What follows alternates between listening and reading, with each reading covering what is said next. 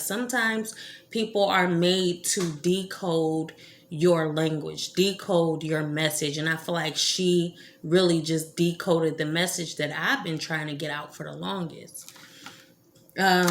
So while we doing this, I got some dessert shells. I don't know, it just grabbed my attention in the store. Before we get down to that, I'm gonna go ahead and make this. I've never had it before. I looked on the package. That's literally what I did. You see how the package actually just tells you how to make it. So I looked on the package and I went around the grocery store and I got exactly what it was. So this is the the strawberry glazed strawberry that you put on top of the shells. And then I got my whipped cream. So yeah, I'm gonna make a couple of these and then we're gonna get into it, because like I said, she speaks so real, and sometimes it just takes a person to have, like, okay, so the other person was talking about, I'm gonna show you that video too. I might as well throw them all in there together. Okay, so the other person, she was talking about how, they have a relationship. The girl that she was talking about, the spiritual matrix person, she was bringing to attention to everybody else. She was like, they had a they had a relationship. She had a relationship with another spiritual person. So it's like a spiritual community. So she had a relationship with this person, and the guy wind up cheating on her with a 21-year-old. So the fact that she said 21-year-old is because the guy seems old. He's cheating on a girl that's spiritual, and spiritual but half-sided, living in matrix. She dope. I looked at her channel. She's very, very dope. And I'm just like, what? And she seemed like she's down to earth. She's wholehearted. She's about her business. And she's very mature. Her and the guy, I actually know him.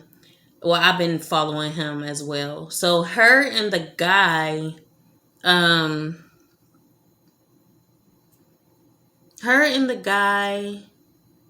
seems around the same age. So I'm gonna throw an age out there. He seems by the 35. He seems around that age. Okay, she seems right in his age bracket. So they seem real compatible. She seemed mature. She seems mature, committed, and she's just, she's spiritual. She's about herself. And I'm just like, why would he cheat on her? With somebody that's younger. But at the same time, that ain't none of my business. That's not what I'm talking about. But yeah.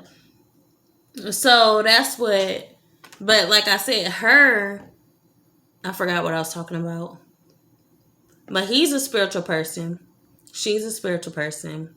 And they is just, they just on two separate pages, because she's very mature. Like I said, I don't understand, but like I said, that ain't none of my business. But I like her though. She's really dope. I liked him too once upon a time. I go to him once in a while. I look at his videos here and there. But her, she seemed like a whole different breed.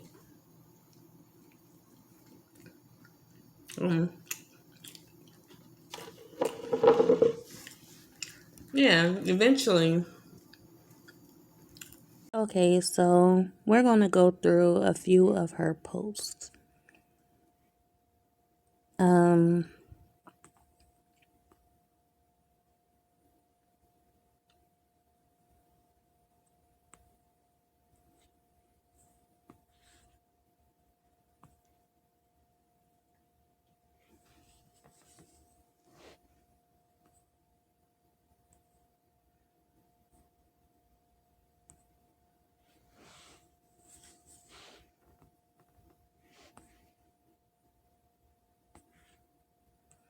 Trying to look for the post that...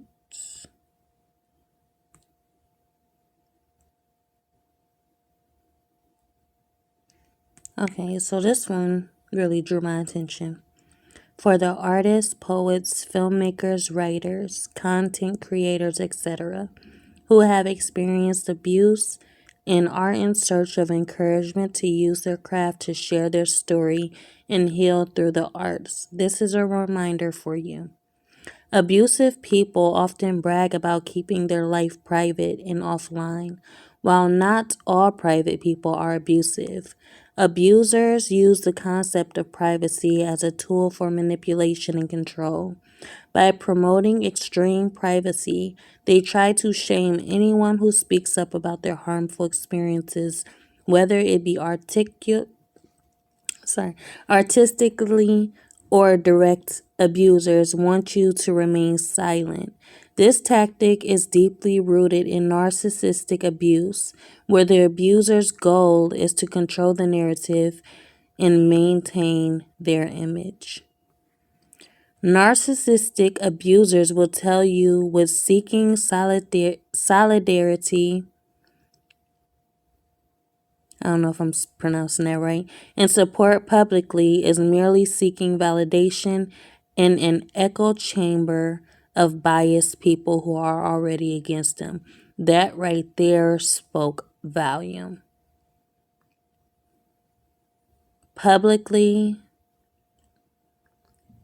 is merely seeking validation in an echo chamber. So just imagine yourself alone. Well, not alone, but you're in this place and all of these voices, they're just screaming out at you, of all what's wrong. Constantly just nitpicking, and it's in the form of echoes. You just hear it. It's bouncing off the walls, and you can't seem to shake it. This is what example of those biased people. So, validation in an echo chamber of biased people who are already against them. This is a form of gaslighting, and this is what narcissistic people do. They put you in this position to where they try to create that fear in you so that you won't be able to move or go or even try to move forward with what you're doing because they're feeling some type of way about it. So they're holding you down by pinning you down in this position. This is a form of gaslighting where they try to distort your reality. They try to distort your reality. They try to mess with your perception. They try to get you to see something that's not real or true. I was getting on a bus today, and this woman, I complimented her hair. I'm like, your hair is very, very pretty, and she just like, yeah, I just washed it, and she showed her scalp area, and she was like, it seems like it's balding or something, and I'm like, I don't see that, your hair is very pretty. So it's like a lot of people project this type of madness onto you. They project this vision onto you to where you're seeing something, but the next person beside you isn't seeing what you're seeing because your vision has been distorted. They're getting you to see something that the next person isn't seeing, but you're seeing it because you've experienced something very traumatizing to where now your mind has been programmed this way. You always think something's wrong. You're seeing something's wrong when in fact nothing is actually wrong. Especially in the eyes of the person looking outside. This is a form of that gaslighting where they try to distort your reality and make you doubt your own perceptions and feelings. They create all kinds of mental gymnastics using pseudo-mindful arguments to make you feel ashamed for speaking up. This is a deliberate attempt to isolate you, making you feel alone and unsupported. I can't even think of an experience when So, using pseudo-mindful arguments, I guess an argument that's kind of messing with your psyche to where they try to stir you up and mix you up. If you're on point, they try to, redirect you in a way to where now you're confused about what you were talking about. So now you're kind of feeling ashamed for speaking up about it because now it's like, you don't even know where you were going. Just turning tables on you and making you seem like you don't know what you're talking about when you really are. Now you feel ashamed for speaking up about it because now you kind of seem like you're feeling, you sound crazy or delusional. These is the type of, this is what they will project onto you so that you won't have that courage to even open your mouth anymore. This is a deliberate attempt to isolate you, making you feel alone and unsupported. From a psychological standpoint, this behavior is a form of manipulation intended to maintain their power over you. By convincing you to keep quiet, they ensure that their abusive behavior remains hidden, allowing them to continue their harmful actions without consequence. They manipulate the narrative, painting themselves as a victim or the misunderstood hero, while you are left questioning your own reality and worth because they have basically stolen your story. You're the author of this story, but also you're you're telling your side of the story. You're the victim, but now they step into your role and try to play the victim to your story, and now you're left outside of the situation, questioning who you are. What's my story? Where am I at in this book that was supposed to be about me? I'm the victim. I'm the victim, and then that's when you start to become kind of mad. I'm mad. I'm the victim. Why am I on the outside looking in when I'm the one telling my story? And you find that everybody else is playing your role, and now you just seem insignificant, and you kind of you feel like a Casper to your own story. Speaking up about any type of abuse you've been through publicly is your right. It's an act of bravery and a necessary step in reclaiming your voice. Abusers rely on silence and secrecy to maintain their control, and breaking that silence is a powerful act of self-improvement. Not only does it keep you safe and free from isolation, but it brings awareness to the abuse. This is crucial for your mental health as it validates your experience and helps you find support and solidarity. Basically, you feel secure, unbreakable. So it helps you find that support where it creates that foundation for you. When you speak out, you're also helping others who might be in similar situations. Your courage can provide the inspiration and strength that they need to find their own voice and seek help. Abusers will often try to change the narrative, making it seem like speaking out is an act of betrayal or weakness, but in reality, it is an essential part of healing and breaking the cycle of abuse. In the realm of mental health, recognizing and validating your own experience is crucial for recovery. Speaking up is not about seeking validation, it's about seeking justice, safety, and community. It's about refusing to let the abuser control the narrative and instead reclaiming your story. So don't let anyone shame you into silence. Your experiences matter, your voice matters, and sharing your story can make a significant difference. Not just for you, but for others who are watching and waiting for your own chance to speak up. Waiting for their own chance to speak up. It's a brave and necessary act that helps to dismantle the power abusers hold through manipulation, gaslighting, and changing the narrative. At times we find ourselves in situations where we feel like we have to be quiet. But guess what? All that is doing is I keep freaking stuttering. Okay, all that is doing is silencing your voice. And once you silence your voice, that's the thing. You have to always keep in mind that when you go quiet, that just gives your abuser another chance to strike again. This one person asked me, "Do you believe in second chances?" A second chance is only another chance to do to finish where the abuser left off, giving another chance to whoever's attacking you, giving them another chance to attack you again, to get it done to get it done right this time, giving them a second chance at their plan of destruction towards you, in your life. So no. If I was to answer this question at the time, I said it depends. But if I would take that answer back and say no, I don't believe in second chances. I don't, because that's just giving them another chance at doing what they've done to you all over again. So before you think to become silent, keep in mind that this will happen again if you decide to shut down completely. If you decide to be quiet and just basically submit to them, you'll only become that victim again. And it's the sad truth, honestly, because it's like sometimes you do want to walk away. Sometimes you do just want to be quiet. Sometimes you do just want to take time to yourself. But it's a traumatizing situation. That's what abusers are. Abusive people are traumatizing you to where you're afraid, and you don't know where to go. You don't know what to turn to. You don't know if you can't even feel safe to live your life in quiet, in peace anymore, or quietly, to step away when you feel like you want to step away, or you need to step away for a healing purpose, whatever, reason that is, and you feel the need that you just need to, you know, have time to yourself.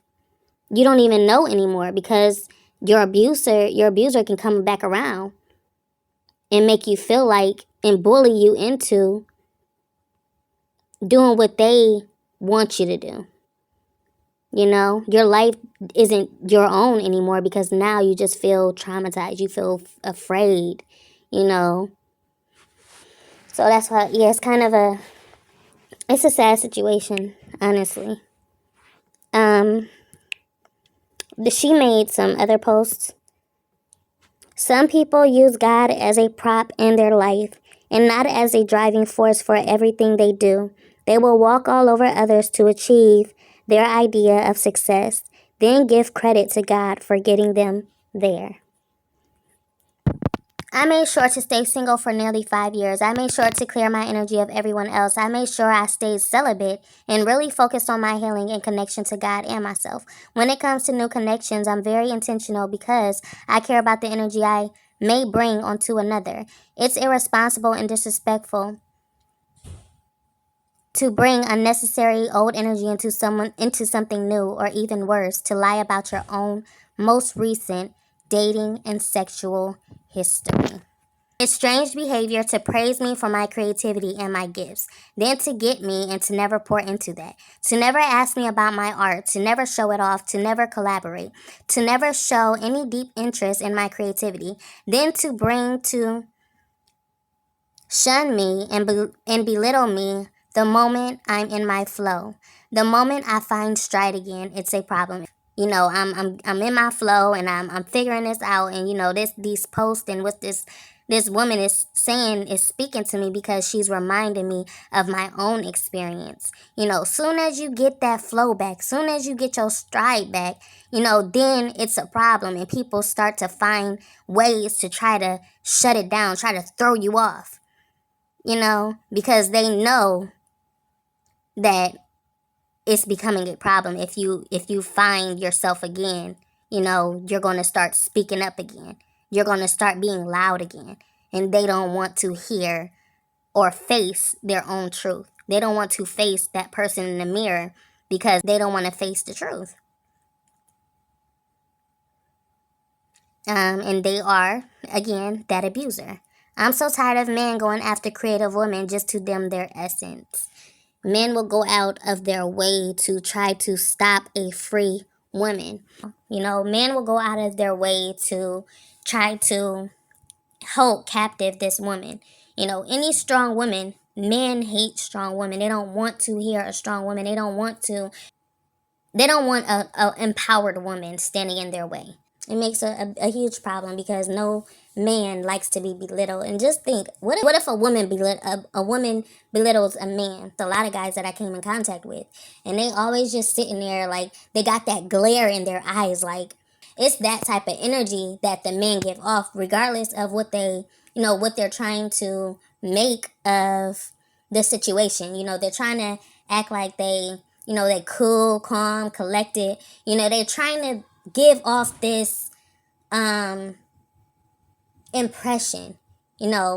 My intention is, I'm into you, I'm interested in you. But guess what is your vibe showing me? Your vibe is showing me that you're not interested in me. Your vibe is showing me that you're just trying to shut this down. Your vibe is showing me that, you don't want me being loud. You don't want me feeling good, because you're feeling some type of way about it. Your vibe is showing me that you're trying to take control of the situation. You want to take control of the situation. You want to be the head. You want to step all over me. That's what your vibe is showing me. Even though you here and you sitting there acting like you want to talk to me, or you trying to, get to know me, your energy is giving off something else, because guess what? Eventually the truth will reveal itself, and nowadays the truth is revealing itself more faster.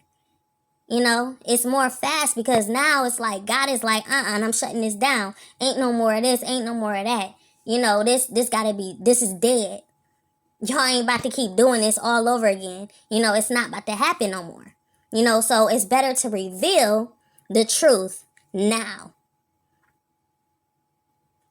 And I feel like that's what that situation was. That's what that situation was giving me. Sometimes people are walking into your life when you forget, and then the truth needs to be revealed just like that. Just so you don't repeat those mistakes or hurt yourself or hurt anyone else. But I'm gonna go ahead and go to these two couple posts. You have to be careful around people who are attached to certain ideas about themselves. If someone constantly claims to always be peaceful, calm, and doesn't ever raise their voice, the moment that they do, which they will, because we are human and we have emotional reactions, they will deny it, because seeing themselves in a different light will make them question their entire identity.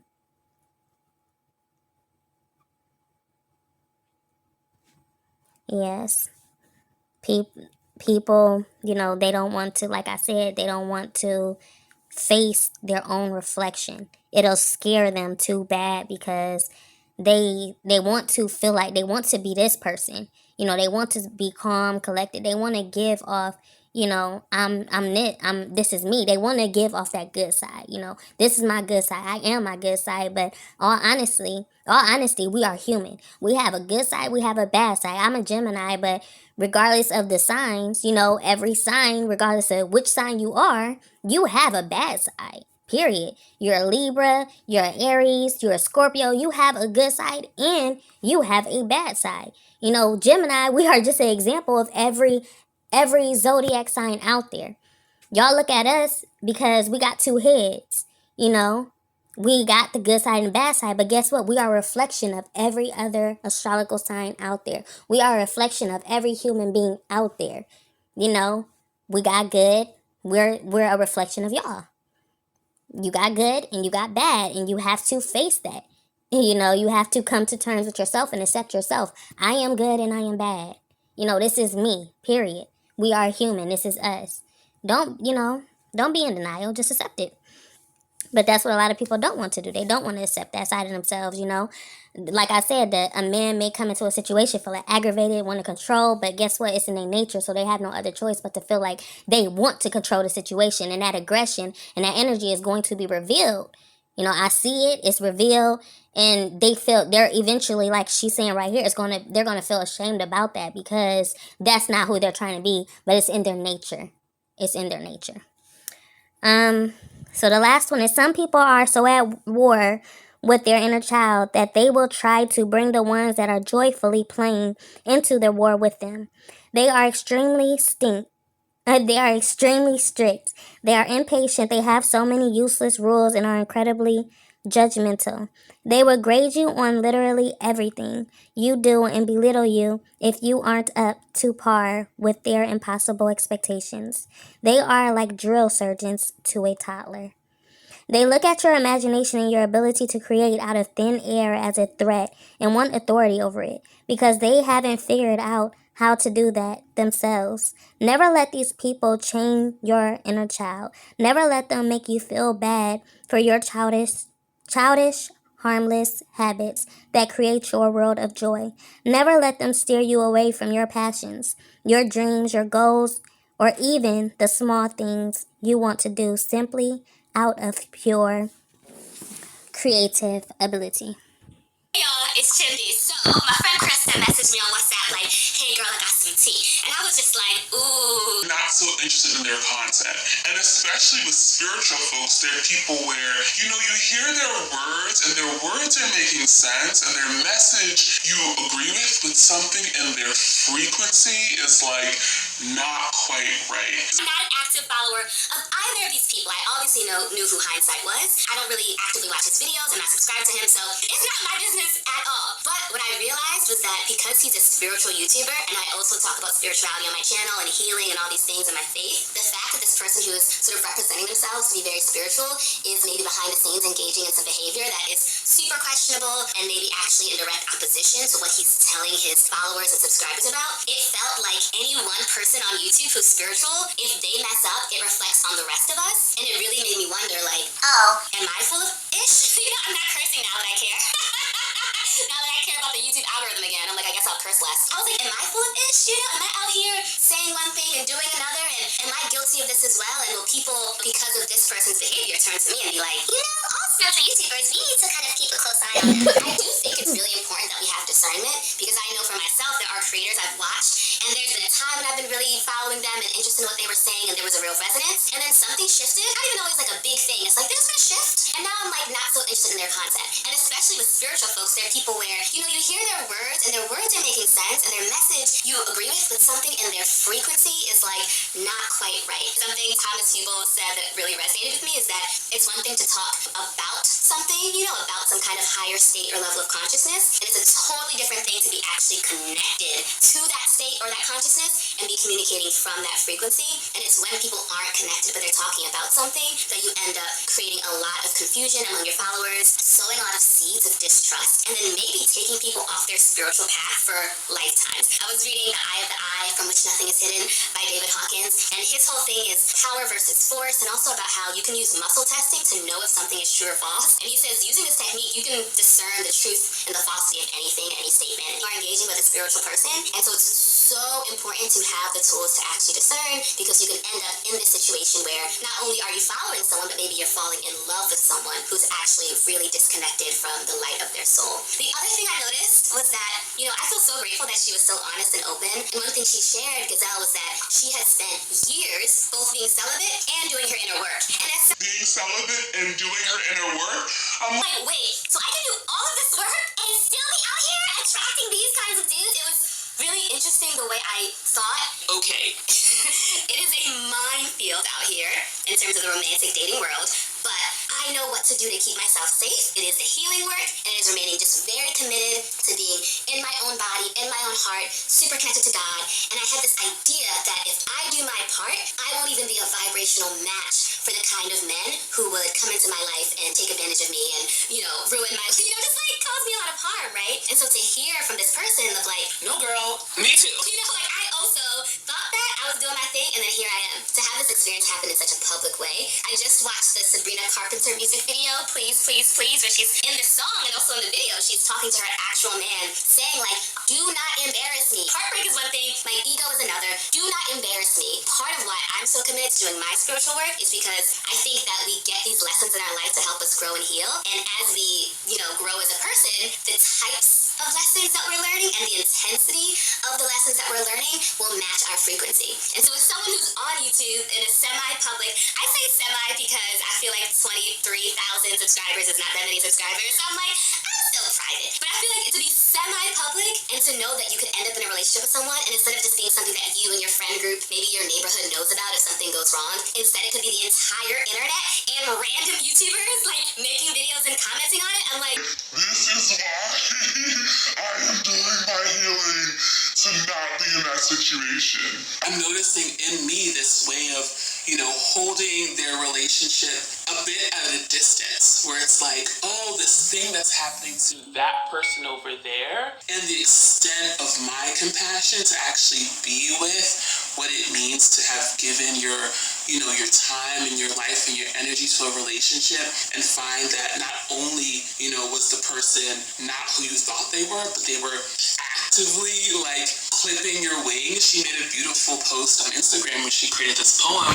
Like, not only are they like clipping your wings when they're actually cheating on you? Like, that is so intense content. And I just think it's really interesting that I am someone who purports to be very spiritual and is actively like always doing inner work is what it feels like. And there's this other part of me that is still plugged into the matrix of capitalism and content and views and subscribers, and it's like, oh, if I make this video really fast, then somehow I'll be able to get more subscribers.